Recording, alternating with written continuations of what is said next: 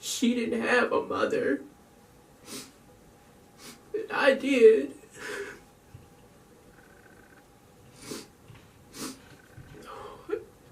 And from what I know, like, she lost her father too. Like, I had both of my parents. So now thinking back on it, it's like, now I can see why she chose me.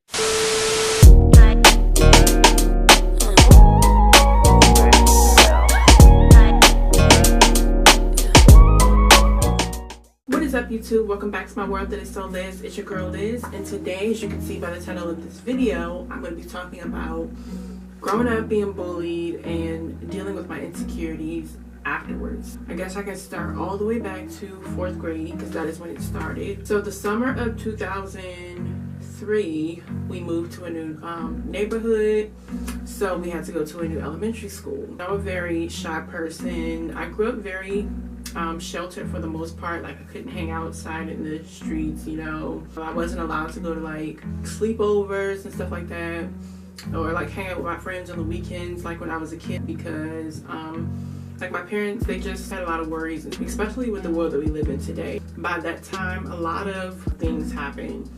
By 2003, with DC Sniper, 9/11, Amber Alerts, all kinds of things were happening like around that time, and it's even worse now. So now as an adult, I understand where they were coming from. So 4th grade started, and I went to this new school.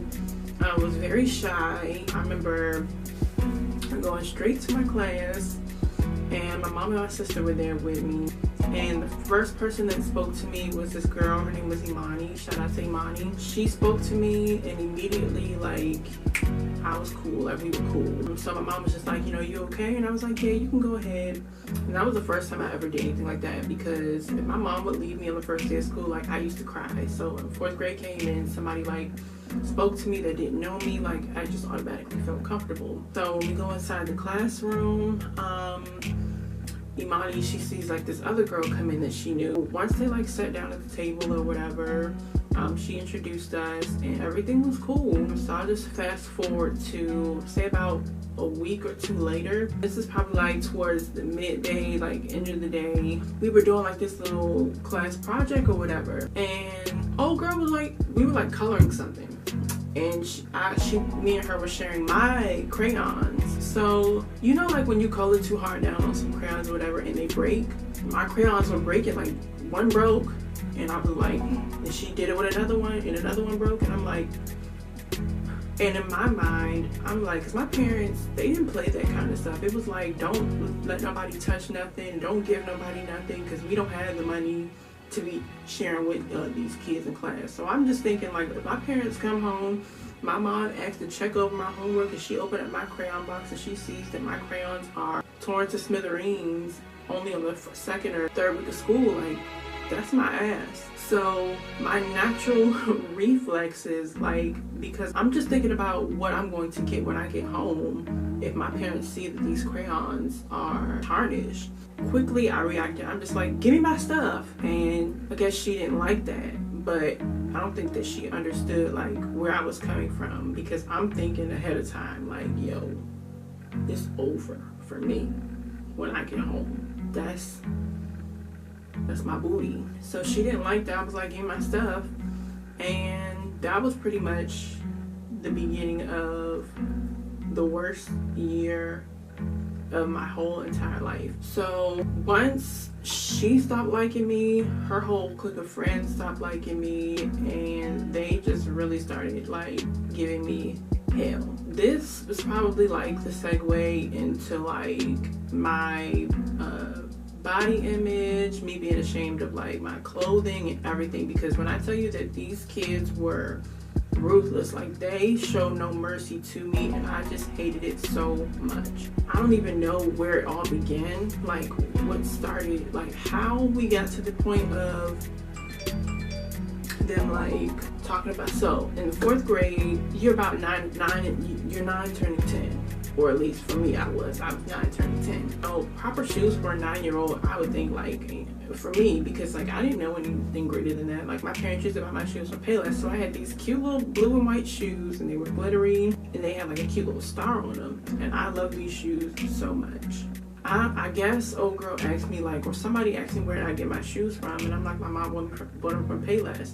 Now Payless and Stride Right were the only 2 stores I would get my shoes from when I was a kid. So I mean, I didn't know about any other shoe stores or cared for any other shoes from any other shoe store, because it's just like, I know where I get my shoes from, and my parents gonna get them for me, and I'm good. So when they found out that I get my shoes from Payless, they went in on me. Everybody used to laugh at me. They used to tease me for my clothes, my shoes, and then it went on to like, it went from the material things to like the physical. And this is where all my body image issues come from.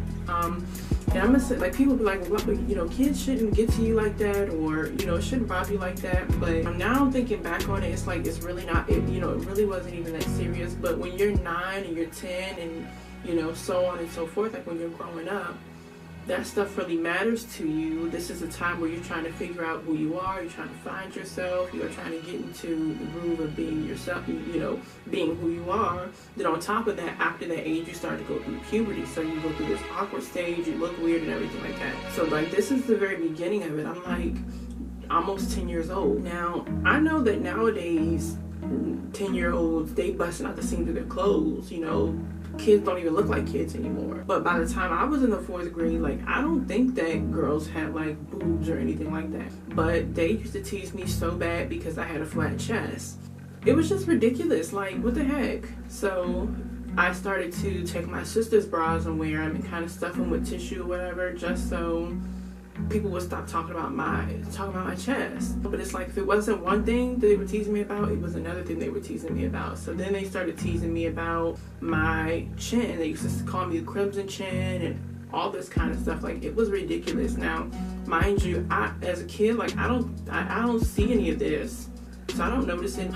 It wasn't just one person or 2 people talking about me. It was like 8 kids, probably 8 or 9 kids in my class. You know, class is full of like 20-something kids. So if half the class is teasing you, you know, it's just like, what the heck? So they started teasing me about my chin. They started teasing me about being skinny. They used to call me anorexic and so on and so forth. And it was just absolutely horrible. Like, I can honestly tell you that the majority of the school year, I would come home crying, like walk to the car crying, because it was just ridiculous having to deal with people constantly. I mean, and it wasn't just like a one-day thing. It was every day. It was constantly. It was like they fed off and teasing me. Like, you know, their day couldn't, you know, be a good day if they weren't talking about me. And it was just ridiculous. I can remember coming out to the car every day crying, and you know, there was nothing more that I wanted than my mom to go inside the school and just curse these kids out, especially my teacher.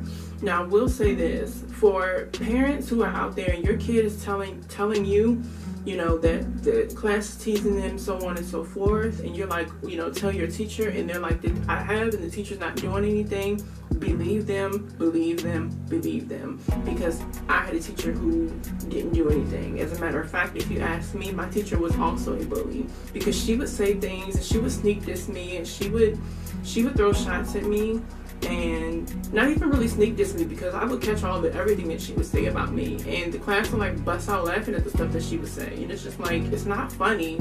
Like, you as an adult, like, your job for these 8 hours that I'm in school is to protect me. Like, why can't you just not be a big old biatch to me? Like, for real. I was just so tired of it. Like I said, there was nothing more that I wanted than my mom to go inside and just talk to the teacher and talk to these people, and you know, and get to the bottom of it and be like, you know, if you don't do anything about this, I'm gonna file a complaint, and so on and so forth, or just curse her out or something like that. But now as an adult, I realized my mother didn't have to do that. She did exactly what she was supposed to do as a mother, and every day she made it her duty to talk to me.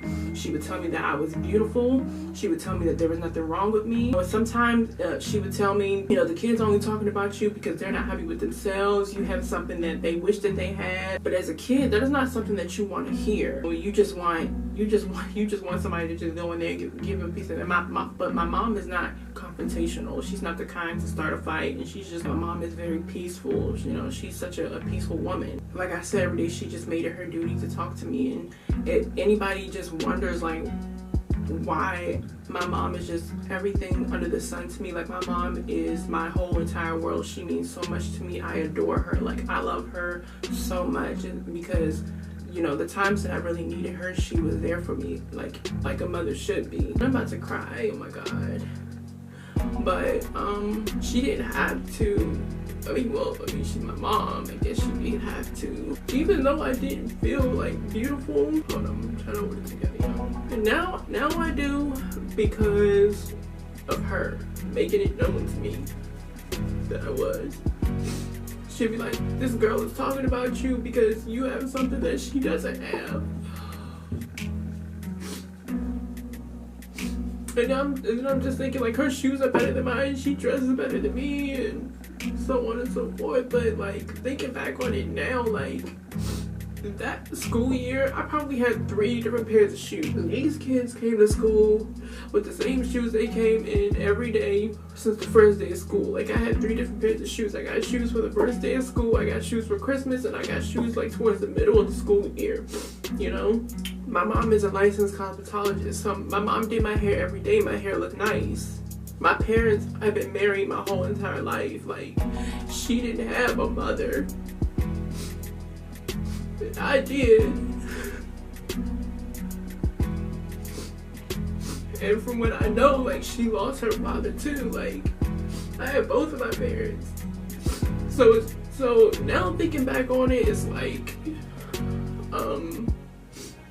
now I can see why she chose me, because like I had everything. If I'm thinking it, the second week of school she's borrowing crayons from me, she don't have any. I did, you know, and I'm like, give me my stuff back. So it's just like, dang, like she's like, if she can't borrow something from me, nobody else gonna let her use their stuff.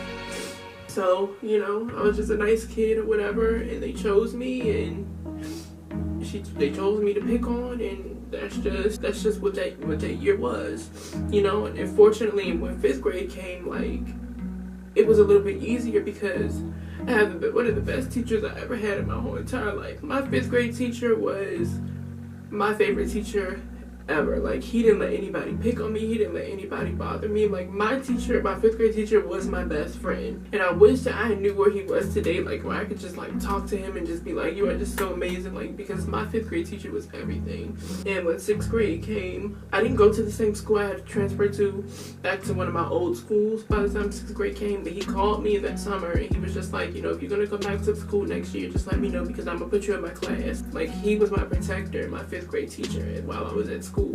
Something that my 4th grade teacher never was. She was just horrible. My grandmother gave me a diary for Christmas, and I remember one day my 4th grade teacher saw me writing in it, and she picked it up and she threw it across the class. When I tell you, all the pages ripped out of it and everybody just laughed. Like, my 4th grade teacher was probably the worst teacher in America, period. Like, she was just something that a teacher should never be. If you can't protect your kids, or if you're gonna pick on your kids or bully your kids like that, you shouldn't be a teacher. Bullying for me didn't even really stop there, or not really bullying. Well, I mean, teasing is a form of bullying, you know? So 6th grade came, you know, they talked about my jawline, said I had a strong jaw. They talked about how skinny I was. Like I said, people still call me anorexic and whatnot, you know? Just like, they used to ask me, are you bulimic? Do you make yourself throw up? Why are you so skinny? You're so bony. Just talking about how skinny I was. 7th grade, you know, was pretty much the same thing. Kids just really teasing me for being skinny. I remember one day, so when I was in the 7th grade, it was like really popular for kids. Like, it was like a popular trend, like clothing trend, to like put safety pins in the back of your shirt to like kind of make your shirt fit tight. And I remember this one girl came into the bathroom. She was in my 7th grade class. She's like, you should not be wearing a pin in your shirt like that because you don't have no kind of shape. And one person was just like, you know, like, why would you say that to her? You know, she was just like, no, I'm just saying. But it's like, I didn't need you to tell me. I didn't need your remark. You know, if you was gonna tell me something like that, you could have just kept it to yourself, because didn't nobody need to hear it. 8th grade, it was pretty much the same thing. People talk about how skinny I was, and you know, they was talking about my chin also. And that's when people started teasing me about my teeth, and it was just like, you know, that was another thing added on the list. My shoes, my clothes, my weight, my teeth, my face, my chin, whatever. And I guess throughout high school was pretty much the same thing. But, you know, it just wasn't enough that, you know, the kids at school were talking about me and teasing me, because, you know, I have siblings. I have older sisters and I have a younger sister. And whenever we would get into it, you know, we would just throw shots at each other. But it's like, because I'm coming home confiding into my family about what's going on at school, you know, they know what the kids at school are saying. So the kid, you know, once my sisters and I would get into all the disagreements and our arguments and stuff like that, they would say what the kids at school were saying to me. They would tell me that I had a big chin, and they would talk about my teeth, and they used to talk about that. So, you know, I just had a really, really big issue with my chin.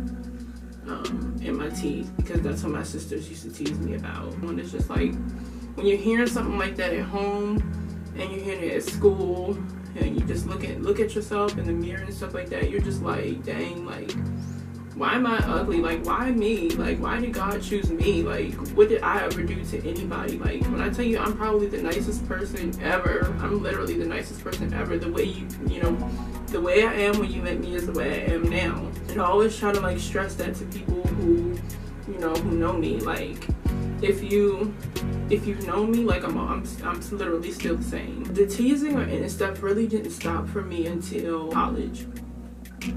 And you know, it's just a whole different ballgame. It's a whole different part, you know, when you go to college and you're just around adults, you know, because college isn't just kids who just got out of high school. It's like people in their 20s, people in their 30s, 40s, and, you know, and up. So it's like you got better things to worry about than to talk about people and tease people. That's when I was really able to like help start rebuilding my self-esteem, my self-confidence, and stuff like that. Once I got a little bit older, and you know, I learned how to do like makeup and do my hair a little bit better, and I started doing like more advanced hairstyles, like, or you know, just do a cute little natural face, do some more eyeliner here and there, get my eyebrows done. Like, I started to like talk myself up. Days that I just didn't, you know, I didn't feel good, like I would just do my hair, and you know, I would just look in the mirror, and it's just something that I constantly tell myself every day. Like, you are beautiful, you are beautiful, you are beautiful, you are everything that God made you to be. You are the one and only you, and no one can take that from you. I'm not 100% obviously, but I'm getting there. You know, sometimes, like I told my cousin, one of my older cousins, shout out to Ashley, I told her when me and my sister were in the room talking, you know, I'm just like, some days I just look at myself and I'm like, God really outdid himself. Like, he broke the mold when he made me. Because like sometimes I'm just like, I look so beautiful, I am so beautiful, like I'm everything. You know, you should think that about yourself. You should always think that about yourself. To anybody watching this video who was going through it, you know, self-esteem issues, you know, when people are constantly teasing you, honestly, because when you get older, it's not really going to matter to you anymore. But something that you can do that I didn't do when I was younger is just look at yourself, love yourself, and just tell yourself that you are beautiful. Tell yourself that you love you and that you are perfect, you know. And God made you this way because he saw something in you, you know, that no one else could possess. Every little skinny bone, every inch of my face, every crook in my teeth that I'm getting fixed now because I got braces. Hello. Braces video should be out now. Go ahead and click that link above to watch that. You are going to be okay. You know, the storms and the troubles are not always going to last. And you know what's even more funny? The people who used to tease me and talk about me, and I feel like other people can vouch, you know, in their situations. Like, you're a little bit more well off than they are. You look a little bit better than they do. You know, and I feel like it's just those years catching up to them. So, you know, it's like somebody's gonna love me one day for the way I am, but you know what? What's even more important is I love myself. And I just really want to just give a huge thanks to my parents for just being the ones to be like, listen, you are beautiful. You know, now I'm just like, baby, hello, it's me. And I tell my mom that too. I'm like, I be looking at myself in the mirror, whenever I feel like I look like my mom, and I'm like, girl, you got you a dime. Get you a dime, because I'm a dime. Pretty much that's it. So if you haven't already, please hit the subscribe button, give this video a big thumbs up, leave a comment down below, share this video, follow my social media. Everything will be linked down in the description box below. Thank you guys so much for watching, and I will see you in the next video.